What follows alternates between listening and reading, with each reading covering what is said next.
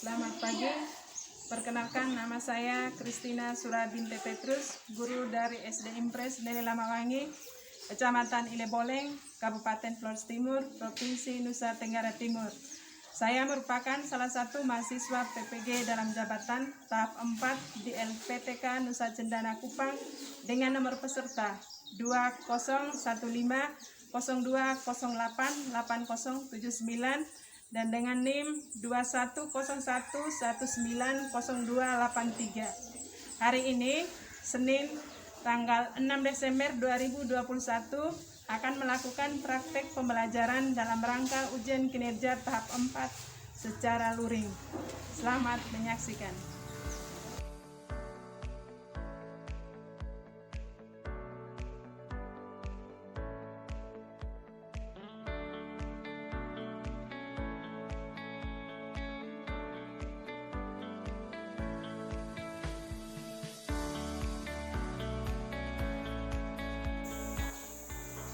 Selamat pagi anak-anak.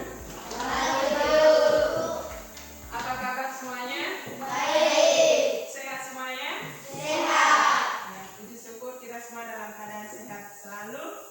Sebelum kita memulai pelajaran kita pagi ini, mari kita berdoa dulu. Saya persilakan Nak Claudia untuk pimpin kita dalam doa. Marilah kita berdoa dalam nama Bapa, Bapa, Putra, dan Roh Kudus. Salam Maria, penuh rahmat, Tuhan besertamu. Terpujilah engkau di antara wanita dan terpujilah buah tubuh Yesus. Santa Maria, Bunda Allah, doakanlah kami yang berdosa ini sekarang dan waktu kami mati. Amin. Dalam nama Bapa, Putra, dan Roh Kudus. Baik, terima kasih. Silakan duduk kembali. Kita masih dalam posisi berdiri. Sekarang sebelum kita memulai pelajaran kita pagi ini, supaya tambah semangat lagi, maka kita menyanyi ya. Kita menyanyi Garuda Pancasila, ibu angkat kita semua menyanyi dengan sikap sempurna. Jadi baca soalnya itu baik-baik. Rancanglah kegiatan pengambilan keputusan. Nah, kegiatan pengambilan keputusan untuk kelompok 1 itu jadwal kerja bakti, kelompok 2 ronda malam, kelompok 3 penghijauan. Silakan pertama apa, kedua apa.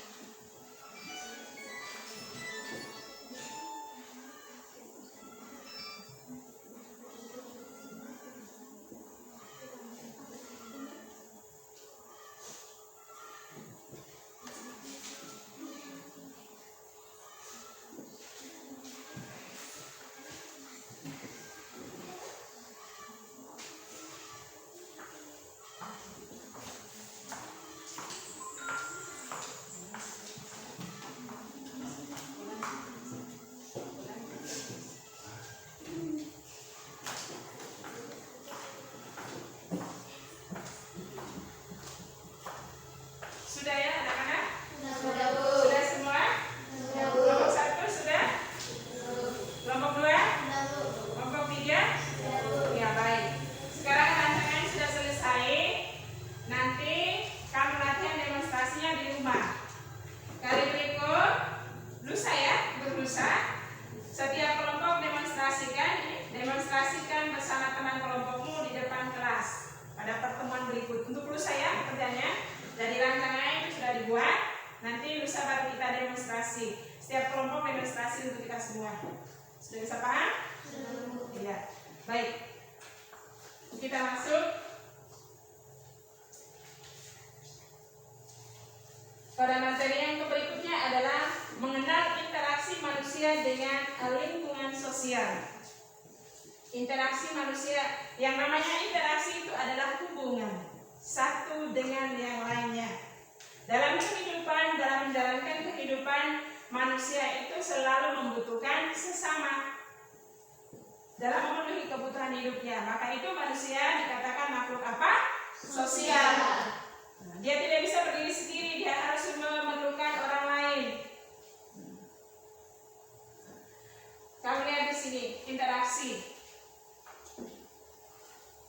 Interaksi manusia dengan lingkungan sosial disebut juga sebagai interaksi sosial, yaitu hubungan sosial yang dinamis, yang terdiri dari hubungan antar individu, antar kelompok yang satu dengan kelompok yang lainnya, dan juga antar individu dengan kelompok. Jadi ada 3 jenis interaksi. Interaksi individu dengan individu, satu orang dengan satu orang lain. Yang kedua, individu dengan kelompok, itu artinya satu orang dengan kelompok. Dan yang ketiga adalah kelompok dengan kelompok. Jadi misalnya individu dengan individu. Misalnya kita ambil contoh, seorang dokter sedang memeriksa salah satu pasiennya. Nah itu berarti dokter itu individu, nanti pasiennya juga individu. Itu. Yang kedua, individu dengan kelompok. Itu misalnya contohnya saat sekarang ini, ibu sebagai individu sedang mengajar, kamu sebagai satu kelompok. Terus yang ketiga, kelompok dengan kelompok, itu misalnya satu tim dengan tim lain lagi. Dan misalnya pertandingan bola voli antara kelas 5 dengan kelas 6. Itu berarti terjadi hubungan antara satu kelompok dengan kelompok lain lagi. Bisa ya? Iya, interaksi sosial. Kita lihat di sini. Gambar 1. Apa yang terjadi di sini? Hah? Ada kegiatan apa di sini atau interaksi apa yang terjadi? Belajar kelompok. Terus yang kedua, ada di mana ini? Di pasar ya. Nah, dan yang ketiga ini ada interaksi apa? Ya, gotong royong atau adanya kerja bakti. Kami lihat yang pertama ini tentang interaksi, adanya kegiatan kelompok, belajar kelompok, belajar bersama. Yang kedua, adanya interaksi di pasar tradisional atau di toko swalayan, ada kegiatan jual beli. Dan yang ketiga ini ada kerja bakti. Nah itu merupakan contoh interaksi.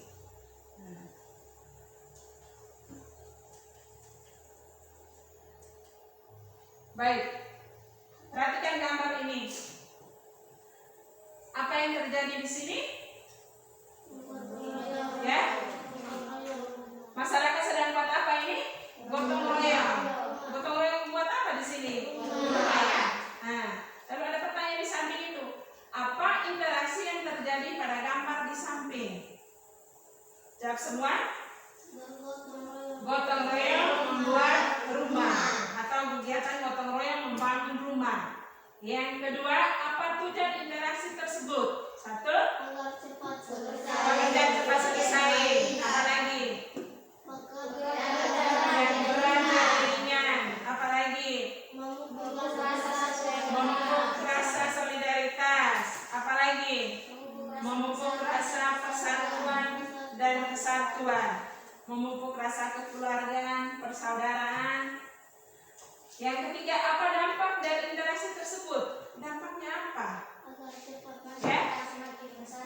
Dengan kegiatan ini maka masyarakat akan semakin merasa bersatu. Apalagi? Oh, menghindari perpecahan. Nah, apalagi? Tetap merangkul masyarakat dalam rasa kesatuan, kebersamaan. Nah, jadi dengan interaksi dengan kegiatan ini, maka masyarakat merasa kebersamaan, merasa kekeluargaan, merasa bersatu, tidak terpecah belah, memupuk rasa solidaritas, mementingkan kepentingan umum di atas kepentingan pribadi atau juga golongan. Baik, Sudah bisa paham tentang interaksi ini? Sudah? Sudah ya? Bisa ya? Ya, dari namanya interaksi sosial itu adalah hubungan manusia dengan lingkungan sosialnya. Nah, terjawab dalam kegiatan kerja bakti, dalam kegiatan gotong royong, adanya kegiatan di pasar tradisional atau di toko, ada proses jual beli, seperti pada gambar tadi itu. Langkah yang berikutnya adalah kita masuk diskusi kembali. Pertanyaan diskusinya, diskusikan bersama temanmu tentang interaksi masyarakat yang terjadi di lingkungan tempat tinggalmu. Dan jawablah pertanyaan berikut. Apa dampak dari interaksi tersebut terhadap kehidupan sosial masyarakat di tempat tersebut? Yang kedua, interaksi apa yang terjadi? Yang ketiga, apa tujuan dari interaksi itu?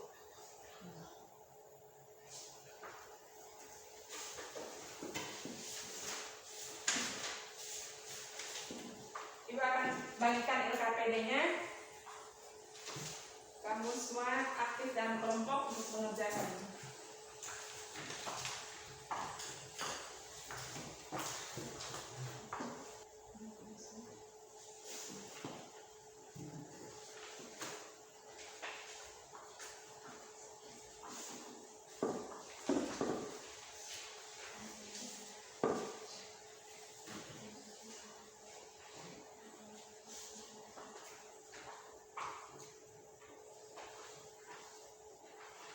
Sudah semua? Sudah, Bu. Kelompok 1? Sudah. Kelompok 2? Kelompok 3? Sudah, Bu. Oke, baik. Sekarang saatnya kita presentasi. Masing-masing kelompok membacakan hasilnya di depan ya. Dan kita kelompok yang lain siap untuk menanggapi hasil kelompok tersebut. Saya persilakan kelompok 1 maju ke depan, baca hasil diskusinya. Terima kasih atas kesempatan yang diberikan. Kami dari kelompok 1 mau mempresentasikan hasil diskusi kami. Nomor 1, gotong royong membangun gereja. Nomor 2, tujuannya 1, pekerjaan cepat selesai. 2, pekerjaan berat jadi ringan. 3, memupuk rasa persatuan dan kesatuan. 4, memupuk rasa solidaritas. Nomor 3, dampaknya 1, masyarakat semakin bersatu. 2, menghindari perpecahan. 3, tetap merangkul masyarakat dalam rasa kebersamaan dan kesatuan. Sudah. Mereka punya tadi kegiatan apa namanya? Interaksi apa? Gotong royong membangun gereja. Gotong royong membangun gereja. Tujuannya apa saja ini? Pekerjaan cepat selesai. Pekerjaan cepat selesai. Pekerjaan berat jadi ringan. Berat jadi ringan. Memupuk rasa persatuan dan Memupuk rasa kesatuan. persatuan dan kesatuan. Memupuk rasa solidaritas. Solidaritas. Kelompok yang lain setuju? Setuju. Ya, coba apa dampak dari kegiatan gotong royong itu? 1, Masyarakat semakin bersatu. bersatu padu. 2, Menghindari perpecahan. menghindari perpecahan. Tetap merangkul masyarakat dalam rasa kebersamaan dan kesatuan. Iya, tetap merangkul masyarakat dalam rasa kebersamaan dan juga kesatuan. Kelompok yang lain bagaimana? Setuju tidak? Setuju. Baik, mari kita tepuk tangan untuk kelompok. Silakan duduk kembali. Saya persilakan untuk kelompok 2.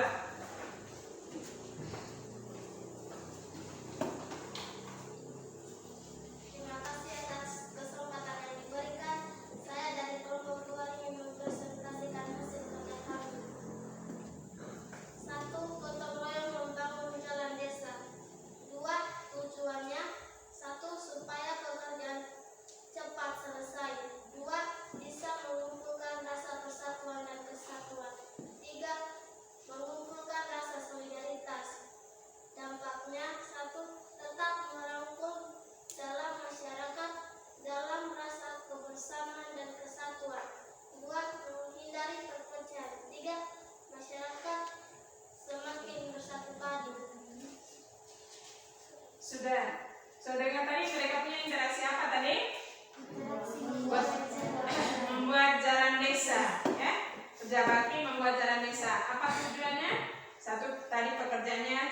selesai.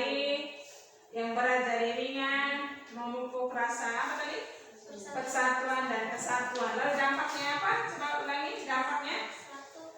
Tetap mampu dalam masyarakat dalam rasa kebersamaan dan kesatuan. 2. 2. Menghindari perpecahan. 3. Masyarakat semakin bersatu padu. Iya. Dampaknya merangkul masyarakat dalam rasa kebersamaan dan kesatuan, menghindari perpecahan. Masyarakat tetap bersatu. Bagaimana dengan kelompok yang lain? Setuju? Setuju. Oke, baik. Terima kasih. Mari kita tepuk tangan untuk kelompok 2. Saya silakan kelompok yang terakhir, kelompok 3.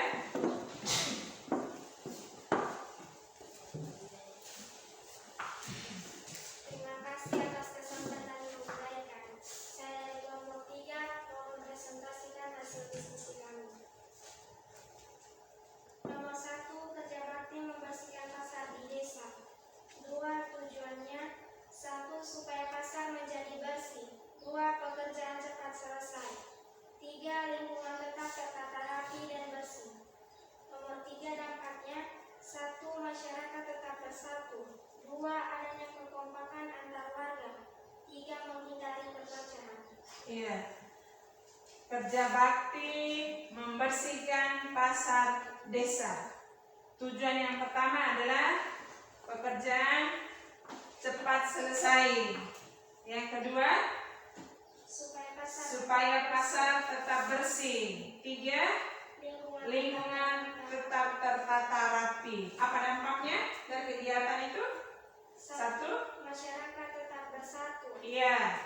2. Adanya kekompakan antar warga. Iya. 3. Menghindari perpecahan. Menghindari perpecahan. Bagaimana dengan kelompok yang lain? Setuju?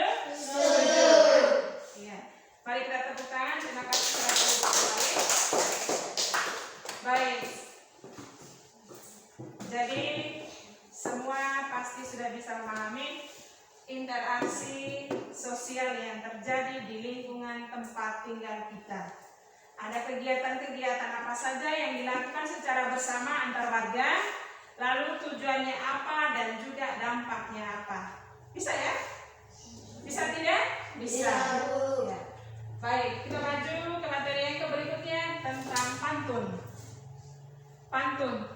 Pantun adalah bentuk puisi lama atau Melayu.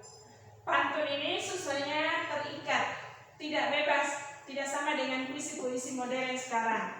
Mengapa? Karena pantun memiliki syarat atau ciri-ciri tertentu. Kita lihat di sini, kita baca sama-sama ciri-ciri pantun sebagai berikut. 1. Pantun bersaya AB. Yang kedua, 1 bait terdiri atas 4 baris. Ketiga, Tiap baris terdiri atas 8 sampai 12 suku kata. keempat, Pantun terdiri atas 2 bagian, yaitu sampiran dan isi. Sampiran merupakan kata-kata dalam 2 baris pertama Atau baris ke-1 dan kedua di setiap bait. Isi merupakan kata-kata dalam 2 baris Terakhir, atau baris ketiga dan keempat di setiap bait. Iya, jadi 4 ini merupakan ciri dari pantun. Memiliki sajak AB, sajak kata iramanya. 1 bait 4 baris. 1 baris 8 sampai 12 suku kata. Lalu 4 baris itu baris 1 dan 2 disebut sampiran atau pengantar. Nanti baris 3 dan 4 itu disebut dengan isi. Nah, di dalam isi itu termuat amanat yang ingin disampaikan pembuat pantun kepada kita para pembaca atau pendengar. Nah, pantun itu bermacam-macam bentuknya. Kita lihat di sini berdasarkan usianya atau siklus kehidupan, maka pantun dibedakan atas 3 jenis. Yang 1, pantun anak-anak. Yang kedua, pantun muda. Ketiga, pantun tua. Pantun anak-anak itu dalam dunia anak-anak. Pantun muda atau pantun orang muda atau pantun remaja. Dan yang ketiga ini pantun orang tua. Nah, kita lihat contoh pantun anak-anak. Nah, kita semua baca di sini. Jalan-jalan ke kota Blitar. Jangan lupa membeli sukun. Kalau ingin menjadi pintar, kamu harus belajar dengan tekun. Yang kita lihat pertama tadi, syarat yang pertama adalah sajak AB. Yang manakah itu AB? Nah, ini kan ada 4 baris ya. Ini satu bait ini. 4 baris, ini baris 1, baris yang kedua, baris yang ketiga, ini baris yang keempat. Sajaknya itu kita lihat di akhir setiap baris ini. Akhir setiap baris. Ada kata Blitar, ada kata sukun, ada kata pintar, ada kata tekun. A, B. Satu pasangannya di 3, 2 pasangannya di 4. Ta. Bisa? Nah, itu arti A dengan A di sini. Nanti B, sukun, kun. Ini A, B. Satu pasangannya 3, nanti 2 pasangannya 4. Nah, itu yang disebut dengan sajak AB. Lalu satu bait ini ada 4 baris. Tadi baris 1, baris 2, baris 3, baris 4. Lalu yang berikutnya, dalam setiap baris ini terdiri atas 8 sampai 12 suku kata. 8 sampai 12. Jadi misalnya kita lihat di sini. 8 sampai 12. Jalan-jalan. Ini ada 2 suku kata, ini jalan. Sudah 2 ya. Ini juga 2. Ke 2, 5 kota. Ini ada 2, ya toh? Nah. 6, 7 beli. 8 tar, 9. Ya toh? Nah, jadi dia berkisar antara dalam satu baris itu suku katanya berkisar antara 8 sampai 12. Lalu yang berikutnya, baris 1 dan 2 itu disebut dengan sampiran tadi, pengantar. Ini. Nanti baris 3 dan 4 ini disebut dengan isi. Coba apa isi dari pantun ini? Kalau ingin menjadi pintar, kamu harus belajar dengan tekun. Ya. Kalau ingin jadi pintar, maka kita harus tekun belajar. Rajin belajar supaya pintar, supaya pandai. Cita-cita bisa tercapai. Berikut baca semua pantun yang kedua. Gunung Kecaman tepi pantai, pantai indah banyak ombaknya. Jadilah kamu anak yang pandai, sudah pasti banyak temannya. Dia sama AB. Pantai ombaknya, pandai temannya. Pantai pasangannya pandai. Ai. Ombaknya temannya, nya. Ya. Nah, 1 dengan 2 ini sampiran, nanti 3 dengan 4 ini adalah isi. Apa isi pantun ini? Jadilah kamu anak yang temannya. Jika kamu anak yang pandai, yang pintar, pasti banyak teman. Banyak orang yang memerlukan kamu. Yang ketiga, baca.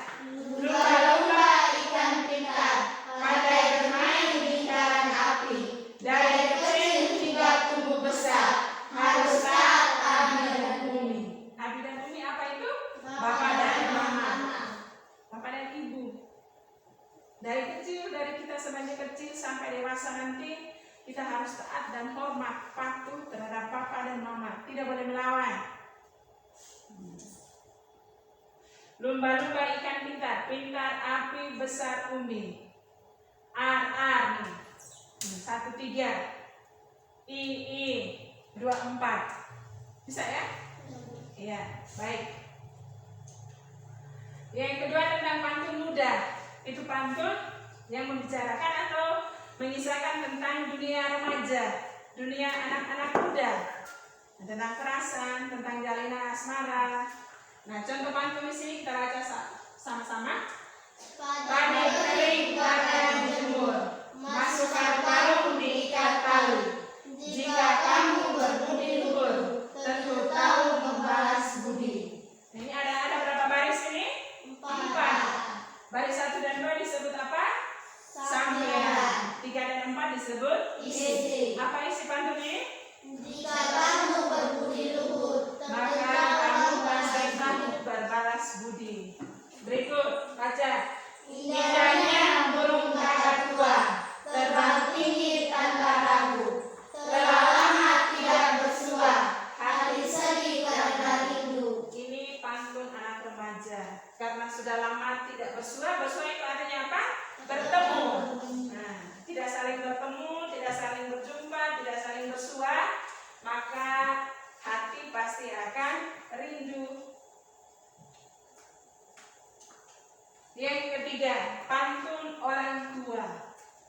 pantun yang memuat tentang nasihat, tentang norma. Baca. Tinggal papan kayu persegi, sampan sangat di pulau angsa. Indah tampan karena budi, tinggi derajat karena bahasa. Terus.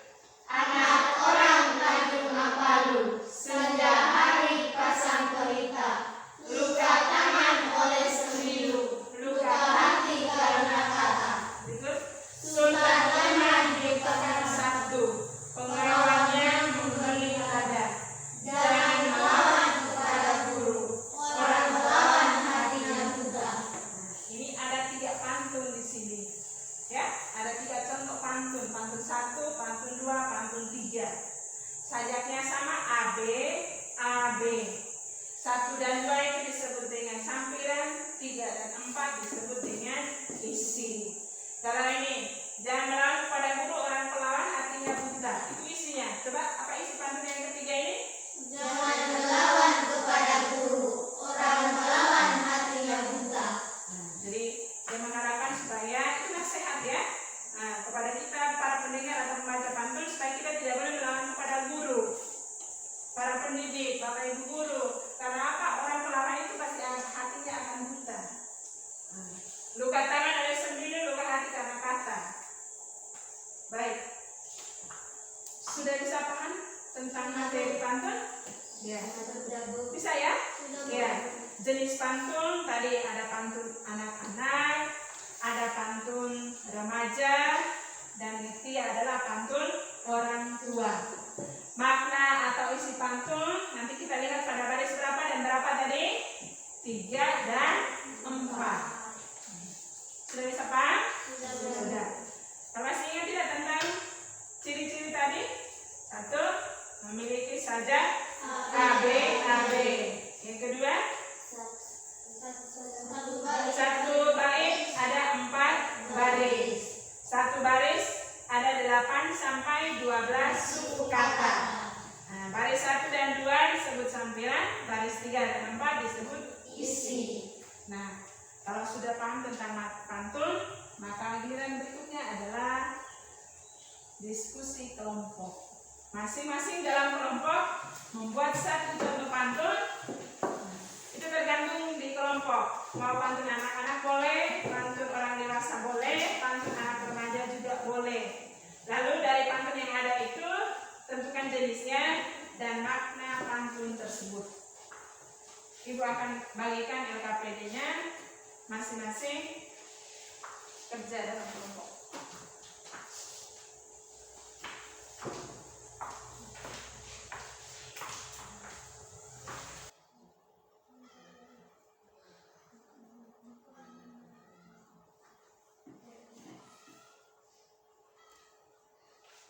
Sudah semuanya?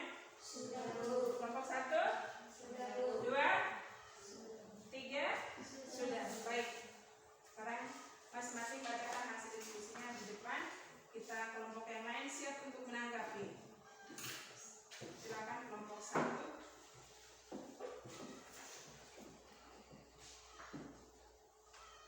Terima kasih atas kesempatan yang diberikan.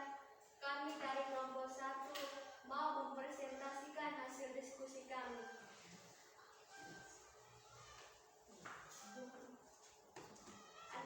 Anak ayam turun 10, mati seekor tinggal 9. Bangun pagi sembahyang subuh, minta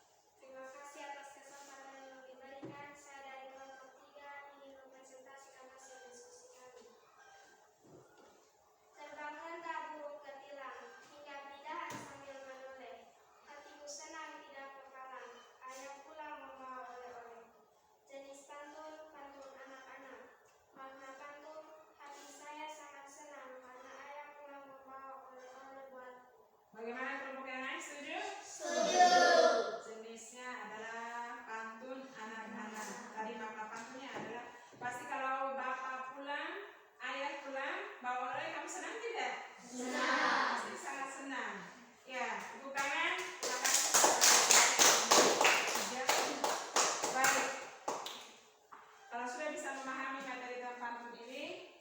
Sekarang materi apa yang pertama kita bahas tadi? Tentang apa tadi? Tanggung jawab masyarakat. Apa saja tanggung jawab masyarakat itu? Yang pertama, ya, apa saja tanggung jawab tadi? Yang pertama, memelihara persatuan dan kesatuan. Yang kedua, menjaga ketertiban dan keamanan warga masyarakat. 3, menjaga solidaritas warga masyarakat. Dan yang terakhir adalah menghapus tindakan diskriminasi. Nah, tindakan diskriminasi. Lalu pada muatan IPS tadi dia bicara tentang interaksi sosial. Nah, interaksi warga dengan lingkungan sosial. Interaksi itu ada 3 jenis tadi: individu dengan individu, individu dengan kelompok, dan kelompok dengan kelompok. Ada kegiatan apa saja di lingkungan tempat kita tinggal yang menjalin persatuan dan kesatuan, yang bisa menjalin hubungan persaudaraan, kekeluargaan. Lalu jenisnya apa, nanti interaksinya apa, tujuannya apa, lalu maknanya apa. Terus yang ketiga, bahasa Indonesia tadi bicara tentang apa? Pantun. Makna dan jenis pantun. Ada 3 jenis pantun berdasarkan siklus kehidupan atau usia. Ada pantun apa? Anak-anak. Ada pantun orang muda atau remaja. Dan yang ketiga adalah pantun orang tua. Sudah bisa paham? Sudah, Bu. Ada yang belum paham tentang 3 materi ini? Tidak ada? Ya, baik. Kalau sudah bisa memahami semua materi kita hari ini, terakhir adalah kita evaluasi. Kegiatan berikut ini dikerjakan secara mandiri oleh masing-masing anak. Sebentar selesai, dikumpul kembali ini.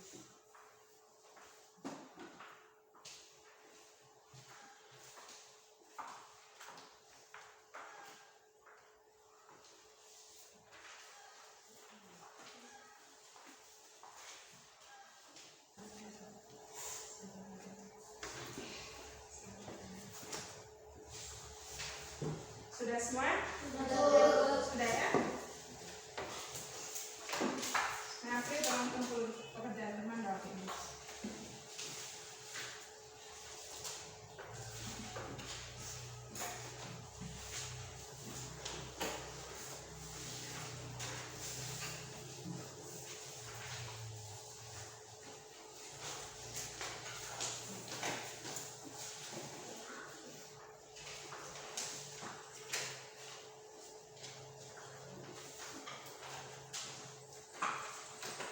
Baik, anak-anak, dengan demikian maka pelajaran kita hari ini sampai di sini. Sebagai penutup, Ibu tekankan sekali lagi, LKPD 1 tadi ya, pekerjaan belum selesai.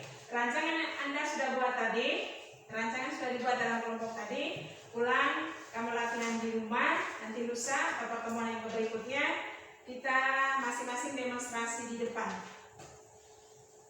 Bisa ya? Iya. Ya, jadi ingat bahwa pekerjaan itu rancangan sudah ditulis tadi.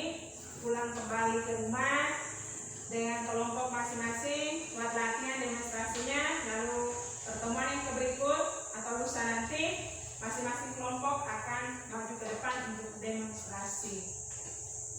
Bisa? Bisa. Oke, baik. Sebagai penutup kegiatan kita, saya undang kembali kita semua berdiri untuk doa penutup. Dan kemudian kita silakan kita dalam doa.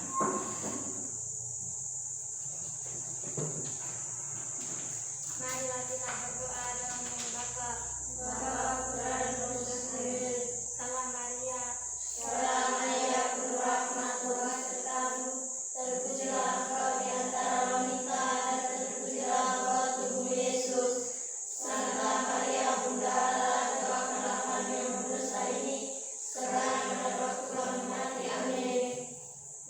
nama Bapa, Bapa, Putra, dan Roh Kudus. Amin.